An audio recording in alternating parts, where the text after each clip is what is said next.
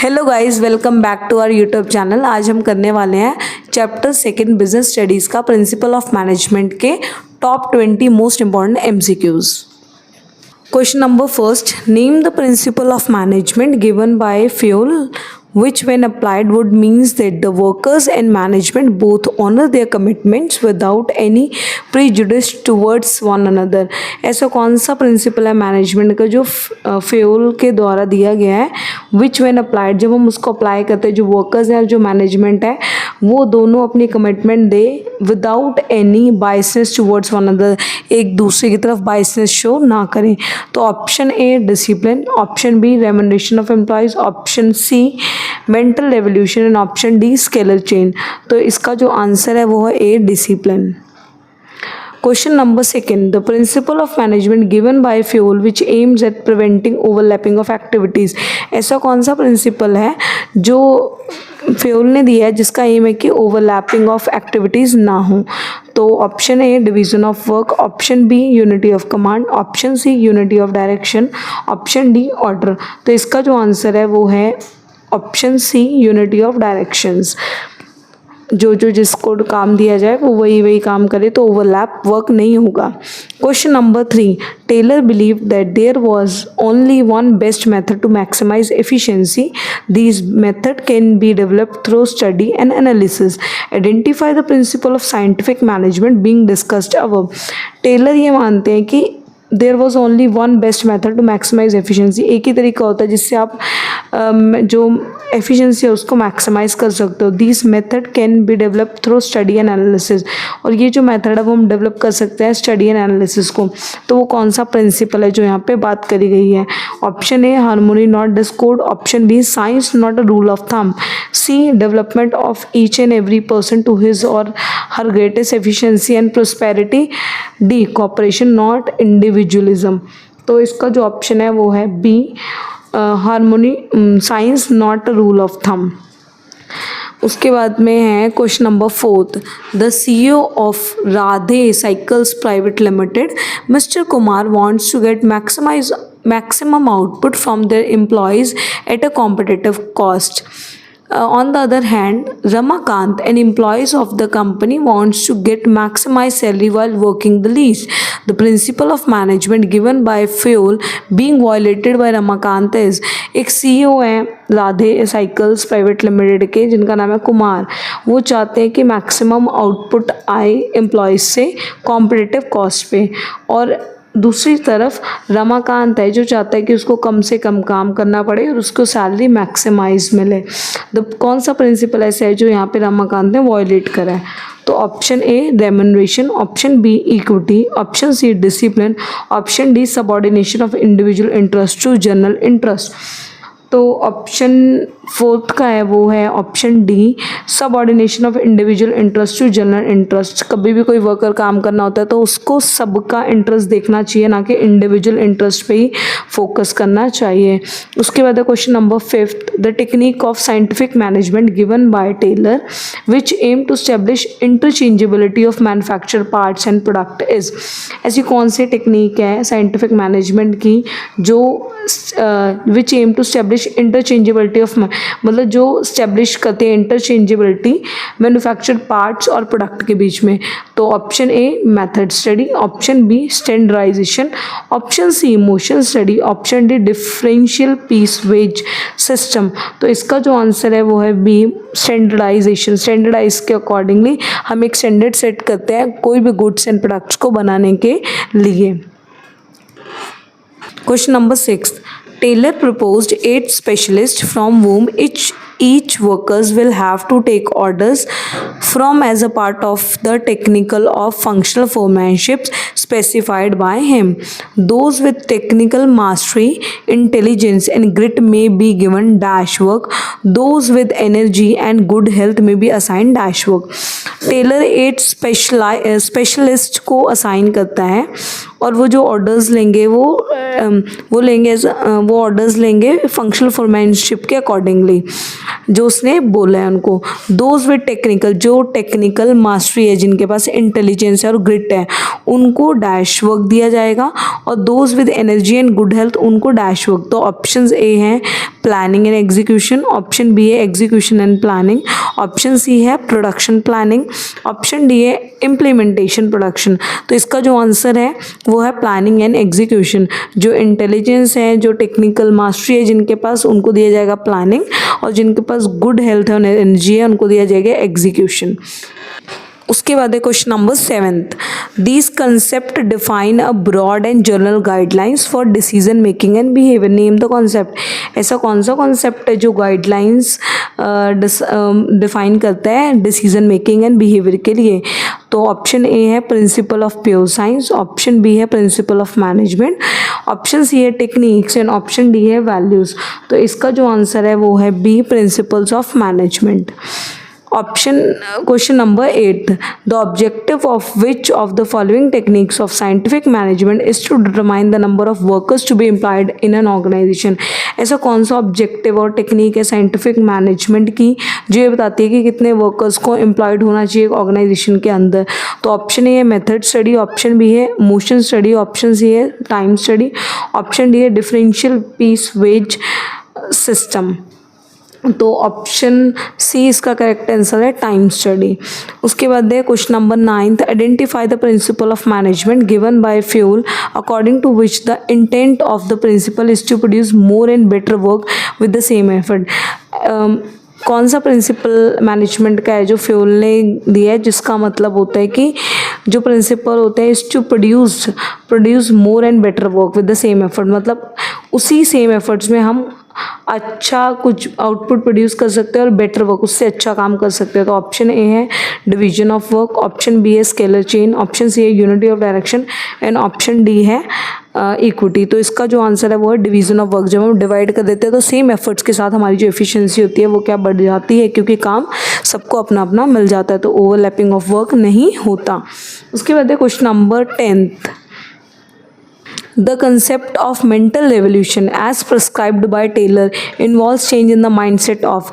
जो concept है जिसका नाम है mental revolution, उसके अकॉर्डिंगली वो किसके माइंडसेट को चेंज करने की बात करता है? Option A workers toward the management, option B management towards the worker, option C workers and management towards one another from competition to cooperation, option D customers towards the management of the organisation. तो इसका answer है C, workers and management towards one another. Workers और management दोनों ही competition ना करके cooperate करें। तो इसका जो आंसर है वो है option C.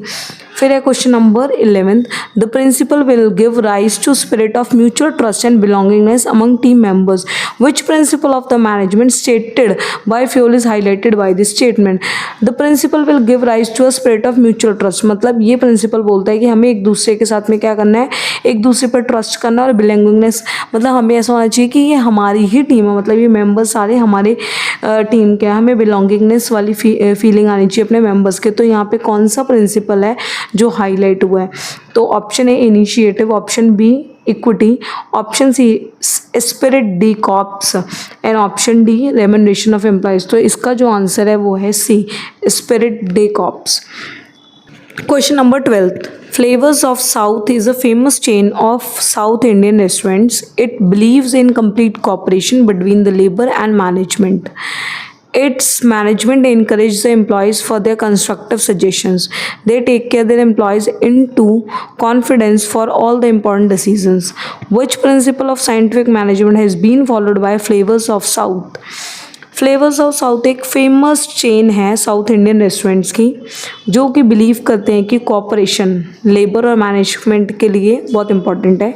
It's management encourage their employ, जो उनकी मैनेजमेंट है वो उनके एम्प्लॉयज़ को इनकरेज करती है ताकि वो कंस्ट्रक्टिव सजेशंस दें। They take their employees into confidence for all the important, और वो हमेशा अपने एम्प्लॉयज़ को कॉन्फिडेंस में लेते हैं जब भी कोई इंपॉर्टेंट डिसीजन लेते हैं तुम। तो यहाँ पे कौन सा प्रिंसिपल है साइंटिफिक मैनेजमेंट का जो फॉलो करा जाता है फ्लेवर्स ऑफ साउथ के द्वारा? Option A scientific not rule of thumb, science not rule of thumb, option B harmony not discord, C cooperation not individualism, D development of each and every person to his or her greatest efficiency and prosperity. तो इसका जो answer है वो है सी, cooperation not individualism. तो वो cooperate करते हैं सबके साथ में, अकेले ही हर काम नहीं करते। Question number 13, Pioneer Limited is dealing in fruit juices and hair oils. To ensure unity of action and coordination, it has made 2 separate divisions for each product. Each division had its own in charge, plans and execution resources. Thus, both the divisions are moving towards the same objective. Goals through focused efforts. Identify the principle of management followed by Pioneer Limited in the work case. Pioneer Limited juices and hair oils में deal करती है। उन्होंने juices और hair oils के लिए अलग अलग division कर रखी है, उनके अलग अलग इंचार्ज हैं और वो दोनों ही जो इंचार्ज हैं वो सेम ऑब्जेक्टिव के लिए काम करते हैं। तो इसमें कौन सा प्रिंसिपल है जो फॉलो होता है? तो option A spirit de corps, option B equity, option C unity of direction, option D authority and responsibility. तो यहाँ पे क्या है? Option number C, unity of directions. Question number 14th, the Fowler's principle of dash emphasis on kindness and justice in the behavior of managers towards worker. ऐसा कौन सा principal है जो डैश एम्फोसिस करता है काइंडनेस और जस्टिस पे, ताकि मैनेजर्स के बिहेवियर के टूवर्ड्स वर्कर्स? तो option A equity, option B equity spirit de corps, option C discipline, option D scalar chain. तो इसका जो आंसर है वो है question number 15th, management principles help in thoughtful decision making. They emphasize logic rather than blind faith. These statements describe the following point of significance of principle of management. जो management of principle होते हैं वो हमारे लिए बहुत मददगार होते हैं डिसीजन मेकिंग में। तो वो यहाँ पे किस चीज़ पे एम्फोसिस करते हैं? लॉजिक पे करते हैं, ना कि ब्लाइंड फेथ पे। तो यहाँ पे the statement describe the following point of significance. कौन सा इंपॉर्टेंट पॉइंट को यहाँ पे प्रिंसिपल ऑफ मैनेजमेंट के लिए सिग्निफाई करा जा रहा है? Option A fulfilling social responsibility, option B scientific decision, option C meeting changing environment requirement, option D optimum utilisation of resources and effective administration. तो यहाँ पे है fulfilling social responsibility, option A answer. Question number 16th, the application of principle of management is dependent upon the prevailing situation at a particular point of time. एक particular point of time के accordingly ही हम principal को apply करते हैं management के, जो situation वहाँ पे हो रही, मतलब जो सिचुएशन वहाँ पे प्रिवेल कर रही होती है। The verb statement highlight that principle of management are. तो ये जो स्टेटमेंट है वो क्या हाईलाइट करती है? जो प्रिंसिपल ऑफ मैनेजमेंट के हैं वो क्या है? वो ए फ्लेक्सिबल है, बी कॉन्टीजेंट है, सी बिहेवियरल है एंड डी यूनिवर्सल है। तो इसका जो आंसर है वो है B contingent. Question number 17th, the technique proposed by tailors aims at eliminating unnecessary diversity of product. ऐसी कौन सी टेक्निक है जो टेलर ने दी है जिससे बोलता है कि जो अननेसेसरी डाइवर्सिटी है, मतलब प्रोडक्ट को ज़्यादा डाइवर्सिफाई मत करो, उस चीज़ को एलिमिनेट करो? तो option A motion study, option B differential piece wage system, option C standardisation and simplification of work, option D functional foremanship. तो इसका जो आंसर है वो है C standardisation and simplification of work. Question number 18th, in Delight Ice Cream Limited, decision making authority is concentrated at the top level and no authority has been delegated among the subordinates. On the other hand, in Tasty Ice Cream Limited, a big organization as compared to Delight Ice Cream Limited, decision making authority is always delegated among more than one person. Identify the principle of management discussed above. Delight ice cream limited है, वहाँ पे decision making जो authority है वो सिर्फ top level पे है, वो कोई अथॉरिटी नहीं देते, वो कोई अथॉरिटी को डेलीगेट नहीं करते सबऑर्डिनेट्स के बीच में। ऑन द अदर हैंड वही दूसरी साइड है टेस्टी आइसक्रीम लिमिटेड, वो बहुत बड़ी ऑर्गेनाइजेशन है as compare to Delight ice cream limited. वहाँ पर डिसीजन मेकिंग जो होती है अथॉरिटी वो मोर देन वन पर्सन, मतलब वो डेलीगेट करते हैं अपनी अथॉरिटी को सबऑर्डिनेट्स के बीच में। तो यहाँ पे कौन सा प्रिंसिपल है जो यहाँ पे बात की गई है? तो option option A stability of personnel, option B authority and responsibility, C centralisation and decentralisation and D scalar chain. तो यहाँ पे जो आंसर है वो है C centralisation and decentralisation. Question number 19, Somesh works as a foreman in Lakshmi Automotive Limited, a company manufacturing cars. He is subordinate to Ramesh. Somesh एक worker है जो फोरमैन काम करता है लक्ष्मी ऑटोमेटिव्स में। He is subordinate to Ramesh, और रमेश उसका head है। Who is the production incharge, और वो प्रोडक्शन इंचार्ज है रमेश फैक्ट्री के अंदर। Somesh is incharge of timely and accurate completion of job. जो सोमेश है वो इंचार्ज किसका है, टाइमली और एक्यूरेसी के साथ जो जॉब है वो कंप्लीट हो प्रोडक्शन डिपार्टमेंट में। देयर आर 3 अदर फोरमैन्स, और 3 और भी फोरमैन्स हैं who work under the production incharge, जो कि काम करते हैं प्रोडक्शन इंचार्ज में ही। while 4 other foreman works under Naresh, और 4 और फोरमैन्स हैं जो नरेश के अंडर काम करते हैं। The planning incharge in the factory, जो कि क्या है, प्लानिंग इंचार्ज है फैक्ट्री का। Each of the 8 foreman is specialised, जितने भी 8 फोरमैन्स हैं वो स्पेशलाइज्ड हैं अपने अपने एरियाज़ में। And gives orders to the workers relating to it, और वो अपने अपने काम के अकॉर्डिंगली वर्कर्स को क्या देते हैं, ऑर्डर्स देते हैं। The technique of scientific management, कौन सी टेक्निक है साइंटिफिक मैनेजमेंट की जो यहाँ पे हाईलाइट हुई है? Option A method study, option B functional foremanship, option C differential piece wage system, option D standardisation and simplification of work. तो इसका जो आंसर है वो है ऑप्शन बी फंक्शनल फोरमैनशिप, मतलब अपने फंक्शन के अकॉर्डिंगली, अपने एरियाज़ के अकॉर्डिंगली उनको क्या करा गया, फोरमैन्स बनाया गया है, और वो अपने अकॉर्डिंगली ही काम देते हैं, वर्कर्स को असाइन करते हैं जिसमें उनकी एक्सपर्टीज़ है। Question number 20, Vidya public is renowned school in Nagpur. The management recently appointed a new business teacher Shweta to teach class +1 and +2 and give her a monthly salary of 50,000. Shweta is not satisfied with it and said the salary is not just and equitable as per the amount of work required to be done by a business studies teacher. Other schools in the city are paying 70,000 to their teachers teaching class +1 and +2. Name the principle of management that has been violated by Vidya Public School in the above case. तो विद्या public school किसी ने खरीदा है, री owned school है। The management recently appointed a new business teacher, तो management ने business teacher को न्यू बिजनेस टीचर अपॉइंट करी है श्वेता, जो कि क्लास +1 और +2 को टीच करेंगे, जिनकी मंथली सैलरी है 50,000।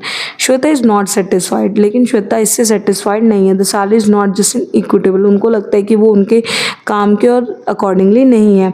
बाकी जो स्कूल्स हैं मतलब सिटी के अंदर वो 70,000 पे करते हैं, जो बिजनेस स्टडी के टीचर है जो +1 और +2 को टीच करते हैं। तो यहाँ पे कौन सा प्रिंसिपल है जो वायलेट किया है विद्या पब्लिक स्कूल ने?